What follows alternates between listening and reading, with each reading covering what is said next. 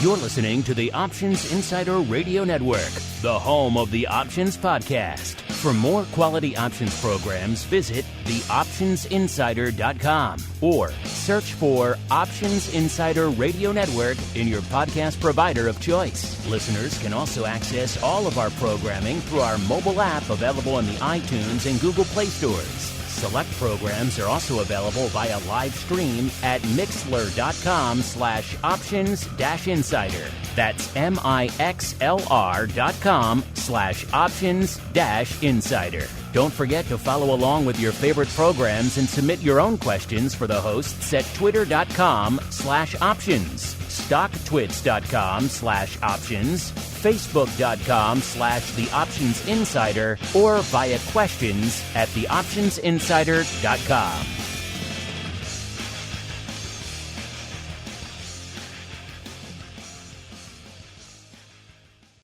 You wanted it, you got it. A radio program that helps teach you options trading inside and out, basic to complex. This is Options Bootcamp. Whether you want to learn how to protect your portfolio, generate income, or even become a master of volatility, the Options Bootcamp drill instructors will break it all down for you. Now, let's get you into peak options trading shape. Here are your Options Bootcamp drill instructors. All right, everybody.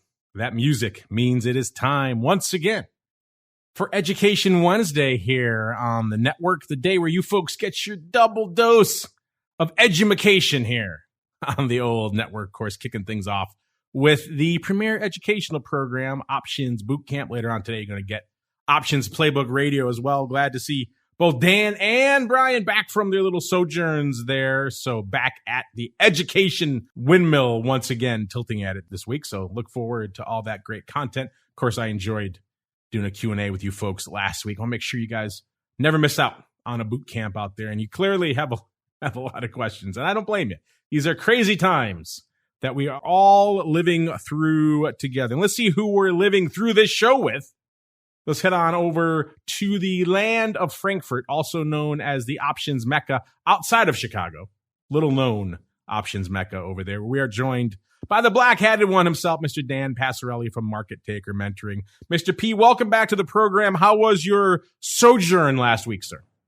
Oh, it was really great. Headed out to Boulder, saw my daughter, did some hiking, and it was really nice. We brought our little Yorkshire Terrier with us, and she did some hiking. It was great. I know most of the West is on fire. Is the Boulder area, is that on fire, or is it good out there? It wasn't bad. There was some fires, I think, not too far away from there, but the skies were reasonably clear, which was nice. Last time we were out there about a year ago, oh my God, it was so hazy because of the fires. It was crazy.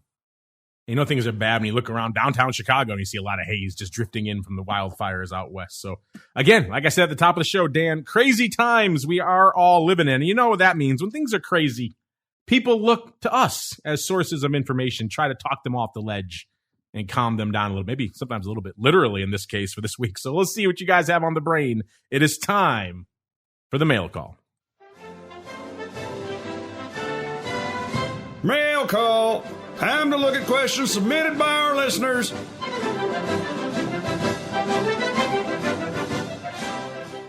All right, well, welcome to the mail call. This is the portion of the show where you guys take the reins, your questions, your comments, your insights, your pearls of wisdom.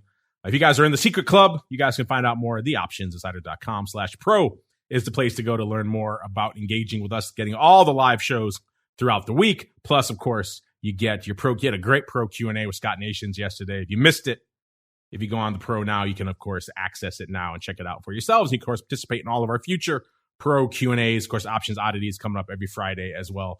TheOptionsinsider.com/pro is the place to go. If you do that, you can join all the folks in there right now, like Mr. Nichols, who's having a ball. He says, boot camp. Yay.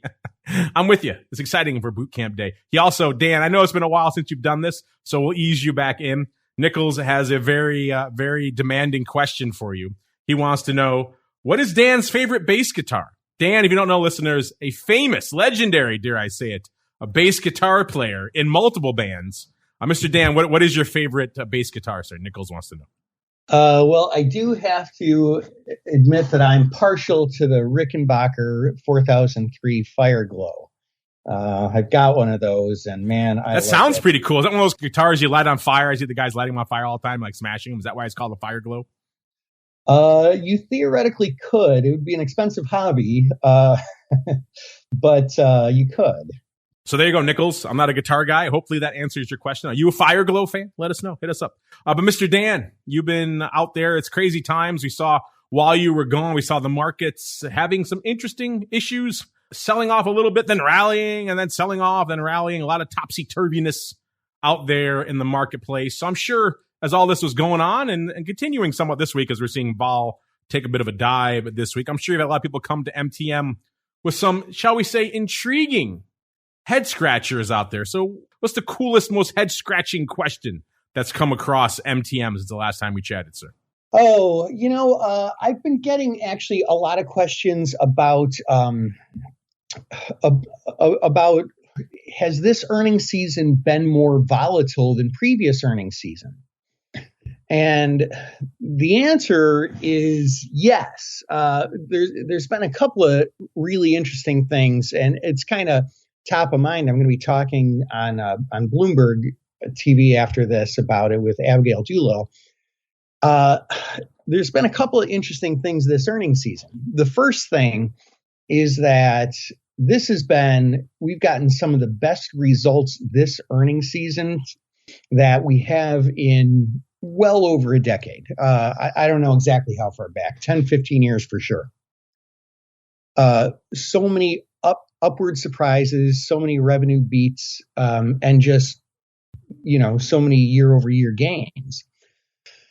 But the story that people are not really talking about is that, at least in a lot of the names that we're watching, it's kind of a little bit more difficult to measure, but the gaps, and when I say gaps, I'm specifically talking the price on the close before earnings compared to the price on the open after earnings, immediately following earnings.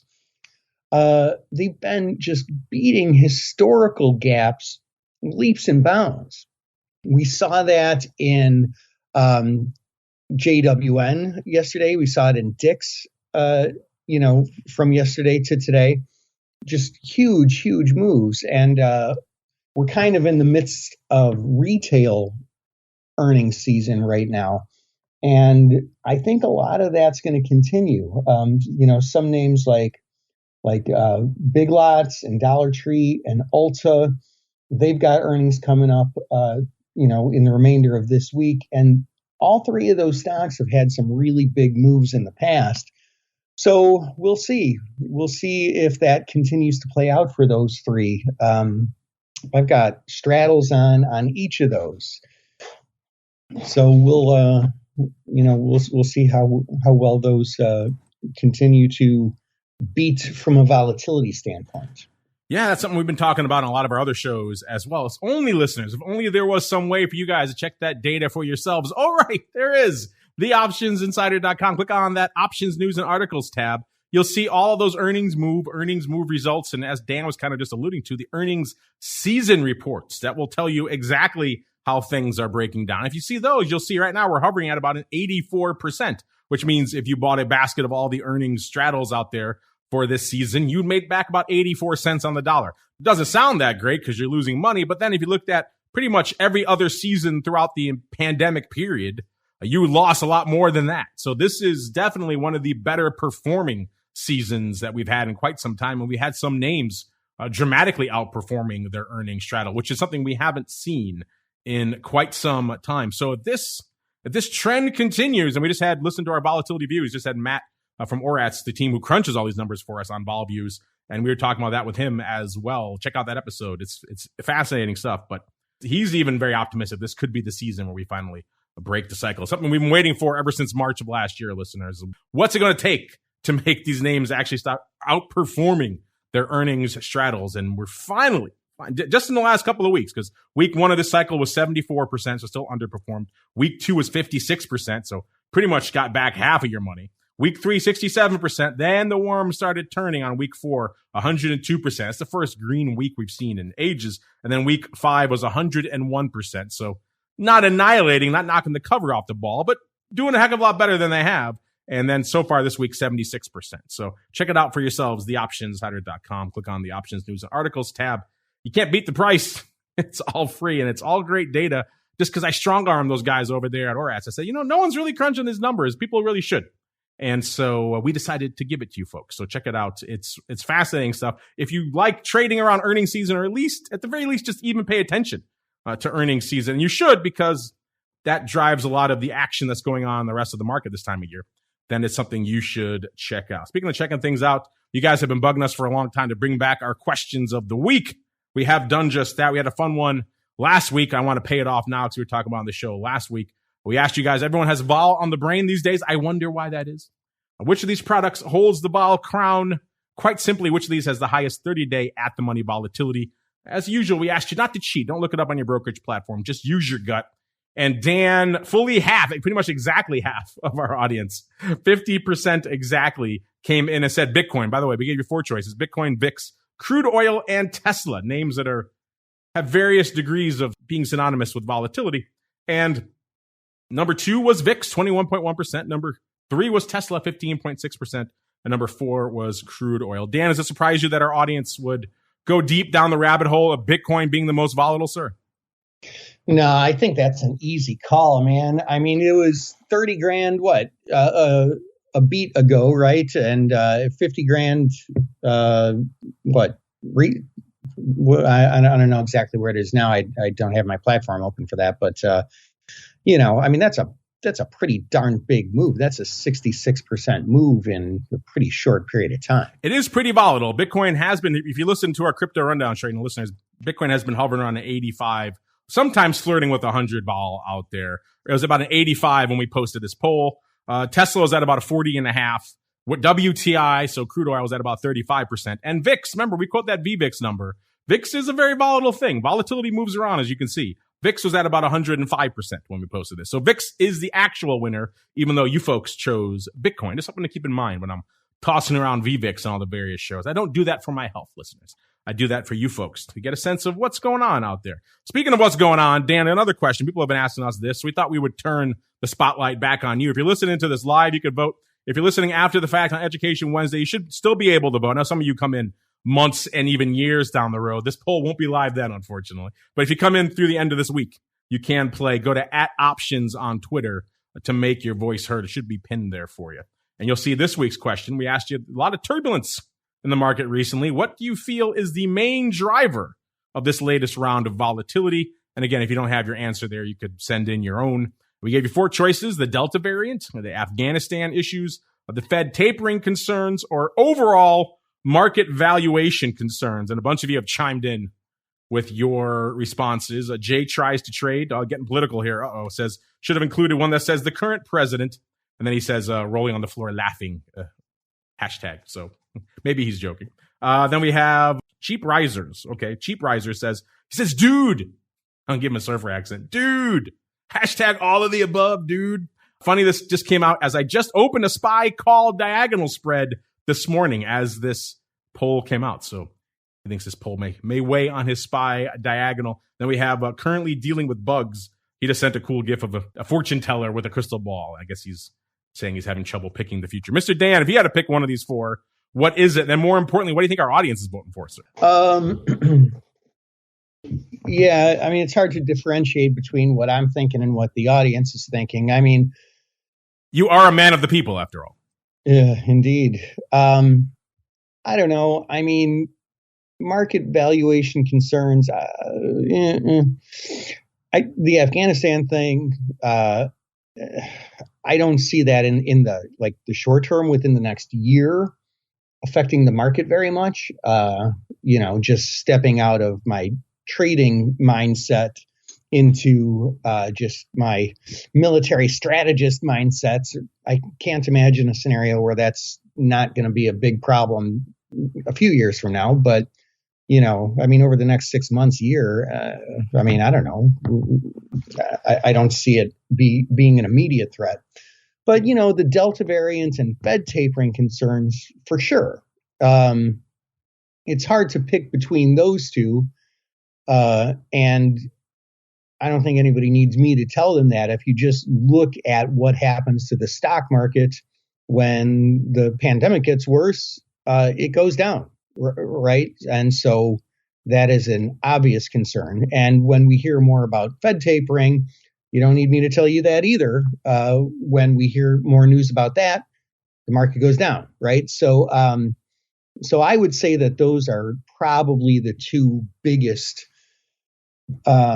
threats, I guess you would say, to the market and to the market, I think was the question. I'll stick it to that. Our audience right now leaning heavily towards the Fed. Fed tapering concerns 55.5%, Dan, followed by about 19% for the Delta variant, 16.2% for market valuation concerns, and about 9.5% for Afghanistan. Again, I'll be live throughout the rest of the week, so if you're listening to this after the fact, you can still make your voice heard. Speaking of making your voice heard, I touched on this last week, but he wanted your thoughts on it too, Dan, so I thought I'd give you a quick chance to weigh in on this. Plus, we were just talking about this earlier in the show. You were very excited about earnings season. Chinook wants to know. So I can't remember if you did an episode of Options Bootcamp covering how, quote, expected move informs your trading decisions. If you haven't, I would love to hear what you and Dan have to say about it. I kind of went into on this a little bit at length, kind of defining, obviously, expected move at the money straddles, what it is and what you can do with it on the last week's show, Dan, while you were busy hiking through Boulder. But I'm curious if you have any thoughts. So what do you have to say for Chinook? What do you typically use the expected move for, and anything else you want to share with Chinook? That's my main trading strategy.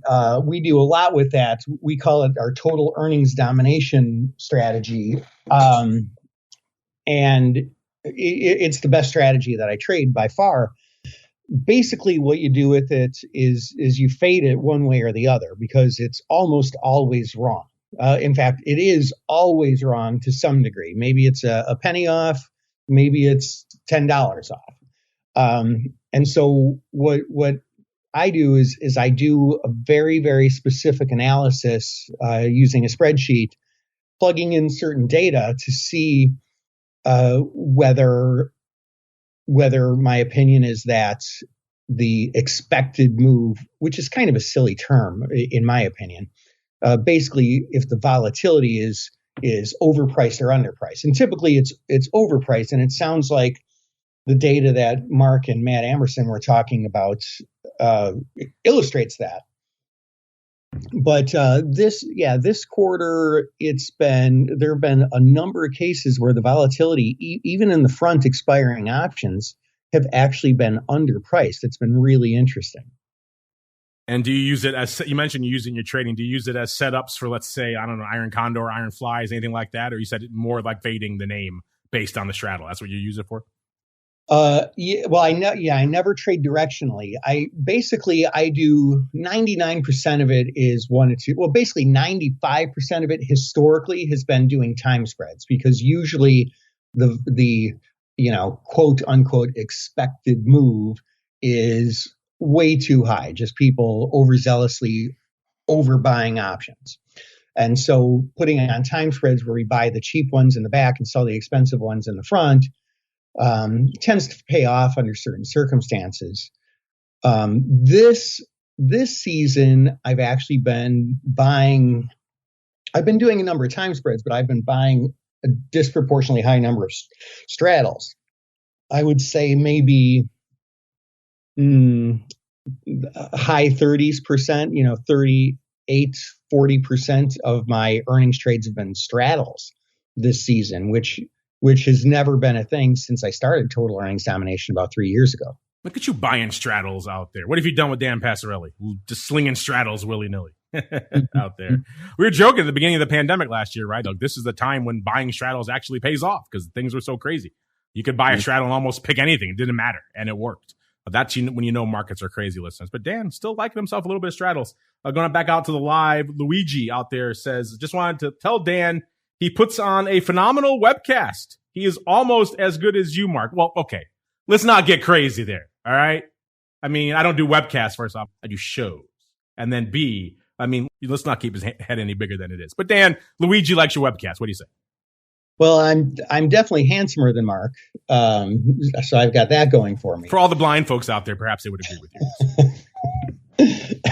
I guess I got it. Is that why you don't use video in these? They call it face for radio. The audience has enough to deal with the vast amount of data they're getting from us and analysis. They had to deal with the beauty on top of it. It would be overwhelming to most human eyes, sir. So it's really a gift. It's an act of mercy to the audience out there. Speaking of Luigi, he wants to know, you're talking about straddles, Dan.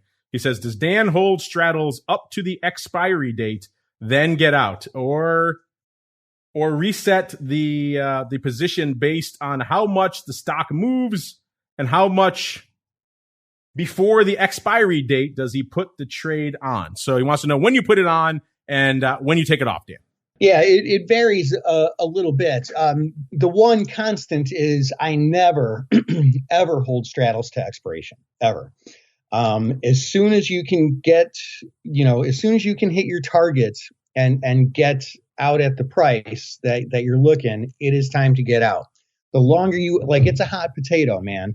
The longer, it's a slow death from theta. The longer you hold it, the worse. Like, for example, right after this show started, I had a straddle on in Micron, and I actually intended to close it and take a loss earlier today, and just had all these things going on, and it ended up having a big move today. Had my resting GTC order in, and boom, it hits because Micron's up a fair amount as of today. So like, as soon as I put in a straddle, I put in a GTC order, and usually I'll spread that out into 2 or 3 orders. Speaking of GTC orders, Dan, our next question comes from Eric. He says, I love the show, guys. Well, right back at you there, Eric. He says, you've helped me make a lot of money since I discovered your channel. And maybe more importantly, you helped me not lose money as well. Well, that's kind of the goal. First off, we help you to avoid losing money. Then hopefully we can help you add on top there. It says, recently, Dan P., and he puts in parentheses, I ain't about to try spelling his last name right this second, mentioned that once he opens a position, he will set a GTC order to close it out.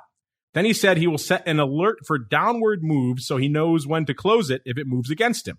What do you guys think of OCO? So one cancels another order for this use. Put in a limit order to close at your profit target. He says maybe 50% or whatever it is you choose. Then have a stop limit order to limit your loss. I do realize there could be some slippage if the price blows through my stop order. But if it comes to that, I would probably be happy to get out wherever I could. I work a normal job during market hours. I can check in now and again, but I am unable to monitor constantly. Yeah, that's a problem a lot of people have there, Eric. He says, over the 3 years I've been selling vertical spreads, I can't tell you how many times I had a spread go from almost hitting my target sell to nearly a max loss in the blink of an eye. I've been working on making my trading more and more automatic. Let me know what you think. Thanks for all that you do. So, Dan, you're a big fan of GTCs. Let's start there. He said, what do you think about this idea of, first off, what do you think of OCOs? Do you use those? And by the way, these kind of order types, listeners, of course, OCOs, not all platforms offer all of these. Like, for example, I was playing around with my IRA platform the other day. They don't allow some of these advanced order types and things like that in that brokerage platform. So your mileage may vary on some of the platforms. But Dan, maybe first off, explain why you like GTC so much. And then what do you think of the OCO order type and maybe using that instead? I mean, I love GTC orders just because, I trade every day. And so I'm not likely to forget about a position that I have on. But hey, just in case, what if, I don't know, you end up getting sick, ended up in the hospital, you just want to have those orders in just as some sort of a safety net, I would never recommend just putting in a GTC and taking off and looking at your computer a week later. I like to look at it, but it's just comforting to have it there. Now, as far as OCOs, I've taken to using them under some circumstances lately. And one of the things is about 3 years ago when I started using the total earnings domination system, I have to do some very, very specific tests, and I was using the E-Trade platform, and on the E-Trade platform, I was using it in a very intuitive way, And I noticed that the numbers were just like dreadfully wrong. Like I was actually using it to trade for like maybe a couple earnings seasons. And then I was doing one of our masterminds in Chicago where we take some of our elite students and we all trade together over a 3-day period. That's coming up in October, by the way. And one of the students pointed out, he goes, hey, these numbers don't look right. I looked really close and I was like, holy moly. Like the platform, the E-Trade platform that I was using was just like dreadfully wrong. I don't know where they were getting these crazy numbers. And I was like, oh my God, I'm going to lose money, if I'm trading off these numbers. So I switched over to Thinkorswim, which is extremely powerful, right? And just like every single person on the show, like, there's a lot of things that I do in my life that I have to learn and all this data that I have to keep straight. And so even though the Thinkorswim support desk is probably the best out there, and I did talk to them a couple times, including setting up, like an in-person meeting to have them show me some stuff. I could not for the life of me figure out how to set up OCO orders on TOS.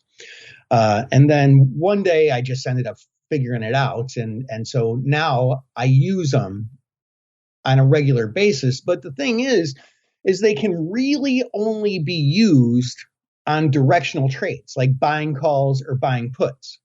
You can't use them on straddles, like that doesn't work. You can't really use them on credit spreads because those are sort of time contingent as well. You definitely can't use them on time spreads. Those are very time contingent.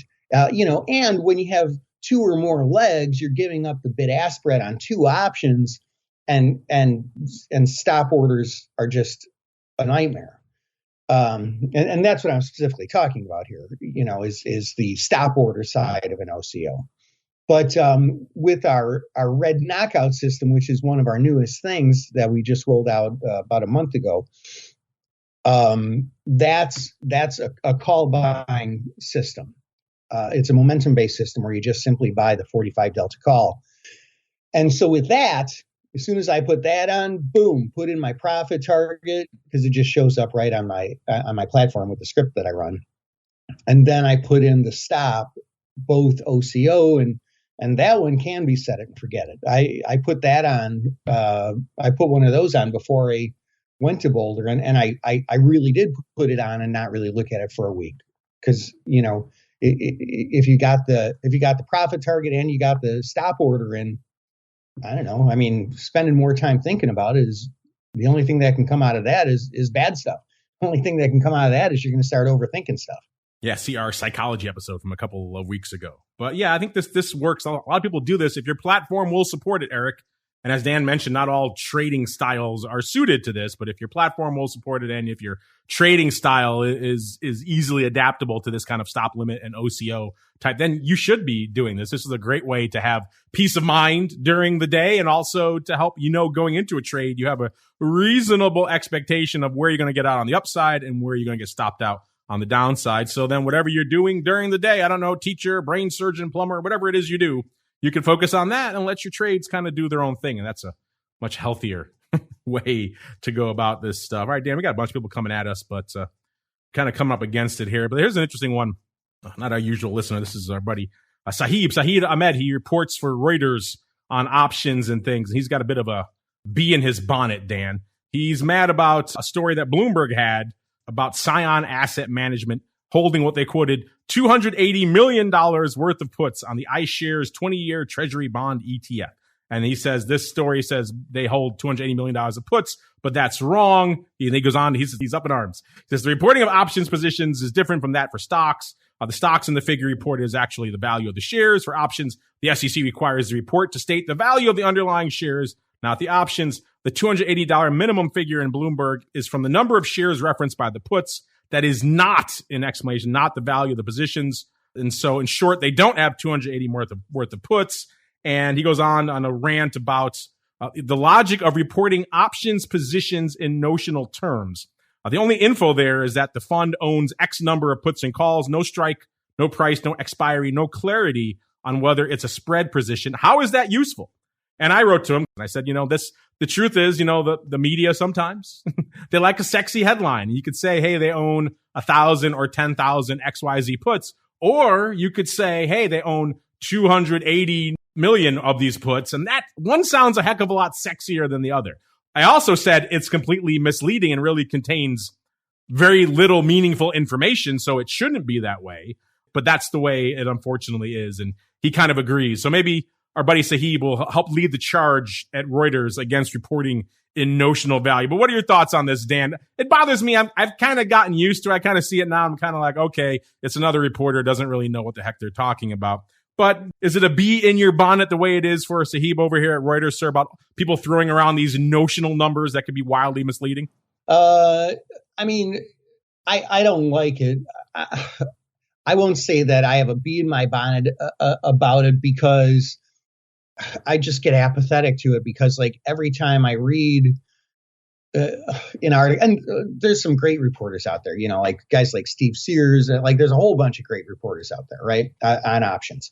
But like a lot of times there's not, a lot of times you get exactly this. They're talking about notional value, and maybe it is like you said, Mark, to just use a bigger number so it's sexier, right? But I mean, even like what the SEC requires, like 13F reports are kind of like weird too. Like it's just long positions, not short positions, and like it's you get so little information out of there. Like even what they require for short interest, it comes out twice a month, and like when did they do it? Is it still on? Like the reporting is, I mean, it's probably designed poorly intentionally, I guess, either that or folks at the SEC, I don't know why it is. I really don't. But when you like a lot of the reporting that you see, government or media is really, really just doesn't deliver the information that you wish you would get. That is definitely the case. I'm just scrolling here really quickly. All right, let's try to squeeze in one more here, Dan, before we have to run. I know Brian's champing at the bit to get on a little bit later to do OPR here today as well. Here's an easy one, but also a deceptively complicated one. Rob Clem wants to know, what indicators do any of you use to trade options on SPY? Dan, I know you're more of a technical guy than I am. What are your favorite indicators? Could be for SPY or maybe for something else in general. I use fairly simple technical indicators. I use horizontal support and resistance. I use the 250 and 20-day moving averages for various things. I look at some specific patterns like our RKO. And then, of course, I use volatility charts specifically for trading the options. That's the bulk of it. I mean, there are times when I'll add some other things when I need to, just when I need to discern some other information. Slow stochastics is one of my favorites, ADX. Oh, what else? I mean, it depends exactly what I'm looking for. But as a constant, horizontal support and resistance, 250 and 20-day moving averages and vol charts, that's about 90% of what I need. I find when you start getting too fancy, it just starts getting silly. Never let it be said that we are silly here, Dan, on Options Bootcamp. Unfortunately, that music means we've come up against it here for today. But don't worry, listeners. We'll be back next week. And, of course, if you're listening after the fact, I don't think Brian's going to be live today. I do think he will be live to tape, though, so you'll get it on demand. So wherever you're listening to Options Bootcamp, first off, if you're just subscribed to Options Bootcamp, you're missing out on a whole ton of other content. So make sure you upgrade to the full network, including OPR. It's a great show for all of you listeners of Options Bootcamp. It's really very much the sister show to this program. It's a great 1-2 punch for options education out there. And, of course, all the other shows we do, if you get a little bit more advanced, the option block, a little bit more advanced, volatility views. If you're on the asset management side, you can get into, of course, the advisor's option, a whole bunch of other stuff in there. This week in futures options. If you're into futures options, if you're into crypto, the crypto rundown, chances are we got something for you there on the network. And, of course, if you like engaging live and everything else, you can go to the plus or indeed to the pro, theoptionsinsider.com/shop is the place to go to learn more about that. And, Dan, if they want to learn more about your masterclass and your mentoring over there, where should they go? What should they do? Make your way on over to markettaker.com.